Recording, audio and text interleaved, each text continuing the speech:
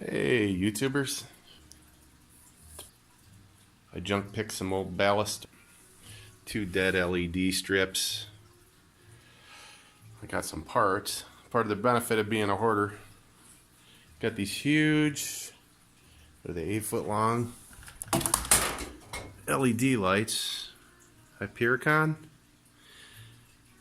Those look like T8, 8-foot, wattage, 36 volt.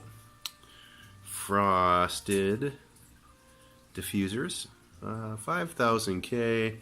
They operate anywhere from 100 to 277 volts, which is great because that means I can just rip out the ballast in this thing and wire these directly to the mains. The connectors here, don't remember what they're called, that type of connector. This happens to be the type I need, and they're kind of spring loaded, so you push it in one end and pop it in the other. This looks a little burnt out. It looks like something happened there from prior ownership, but I'll go ahead and clean it up. I might even paint it just to make it look nice. So here's what's in there.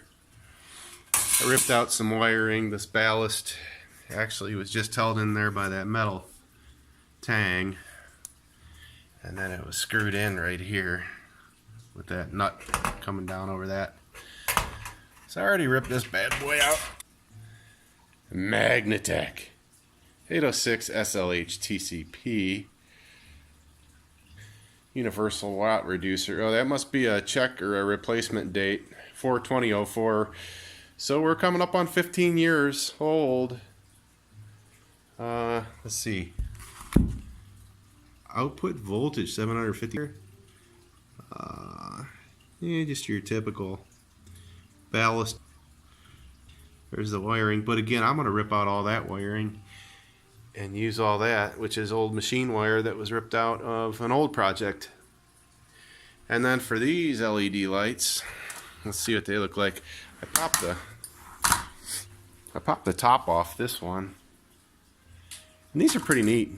I don't even know what kind they are, but it's like an all-in-one integrated package. Of course, there's going to be no ballast in here. There may be a driver LED. I do have it upside down, don't I? This is a Keystone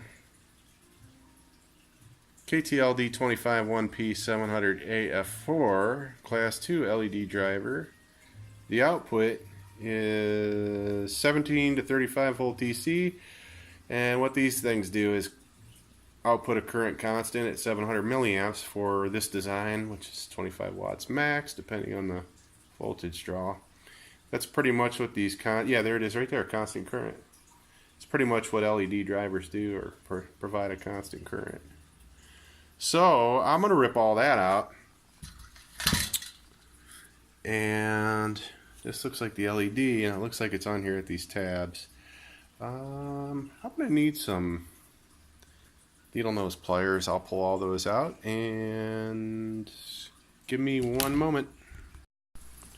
Okay, we're back. I got all the Christmas trees pulled out to the point where it should just pop. Did I miss one?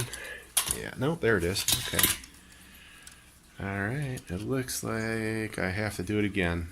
Looks like there's in this piece of metal is going to be holding on the LED strip, and that looks like it's splined down this casing like so. Yep. Actually, I could probably slide that out right now, couldn't I? Gotta take the end off. I can't do it one-handed. Oh, wait a minute. Can I pop it out? Can't do it one-handed, that's the problem. I'll put the phone down here. Okay, let's try it two-handed. It's not coming too easy. I think I can. Hey, there it goes. Okay. Yep, that's exactly what it is. It's a LED board that's held on with these little Christmas trees. That's what I'm going to call them. So my goal is going to be getting that LED strip out.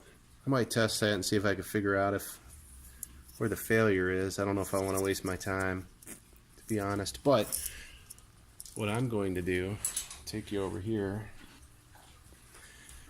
I'm going to put in these ribbon LEDs, which are going to be a million times brighter.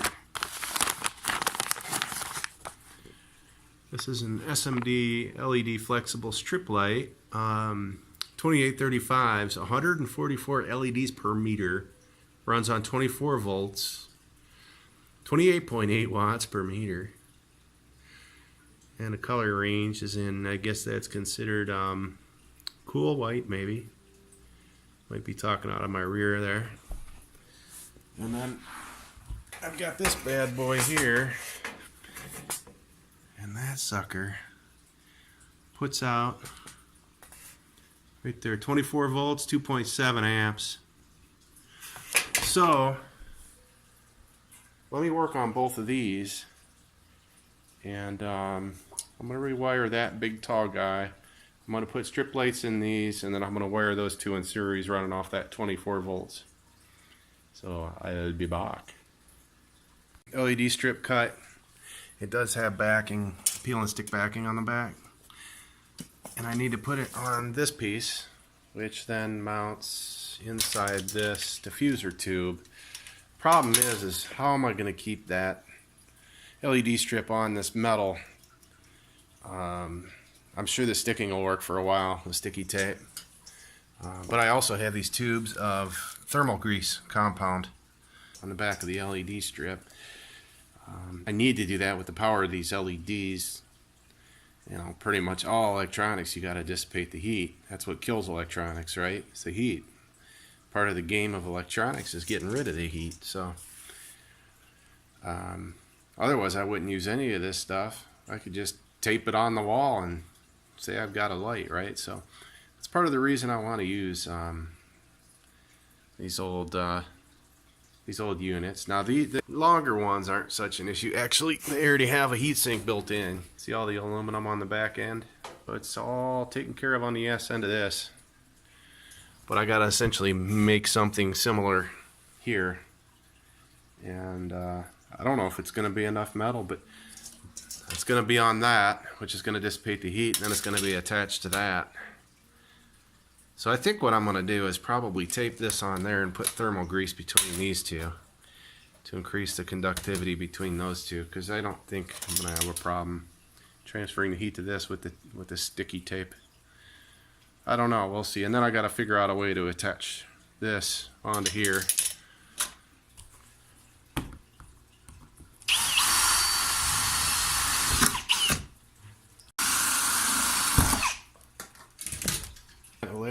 Thermal grease under there, and now I'm going to take some of these doodads. I had them laying around that'll hold the metal on, and then the idea is to tape down the LED strip light on here, and we're one step closer to home. And I already wiped all this down with alcohol, isopropyl alcohol, before I'm applying this. I also did that before I applied the thermal grease. And here you can see why I added a big glob of thermal grease here, because I'm going to be up and off the board there. I don't want to make sure I have good conduct, if you can see that.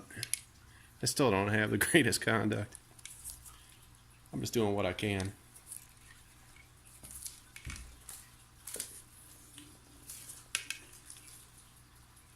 I'll go ahead and continue that and come back.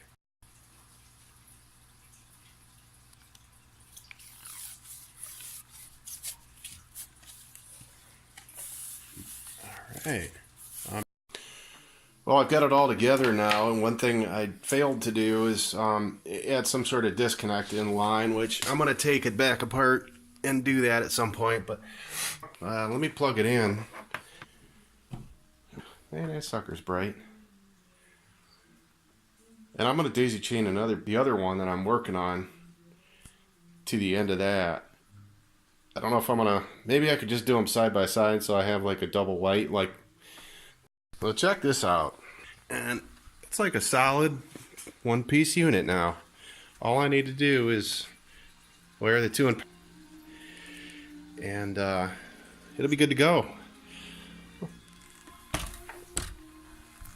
That sucker's going to put out a lot of light. Hey, here's the final product with the long LED light. As you can see, I took it out and polished it up and gave it a bath, painted it. Looks new now. I don't know what these would run new, but I sure did save a whole lot of money. These LED tube lights are incredibly bright. Right now I have it hobbled together just to test. I'm gonna, obviously put a grommet in there and strain relief and put a real end on the end. But right now I've got it wired into a control that normally controls my Curio cabinet light at night. So give you an idea what it looks like.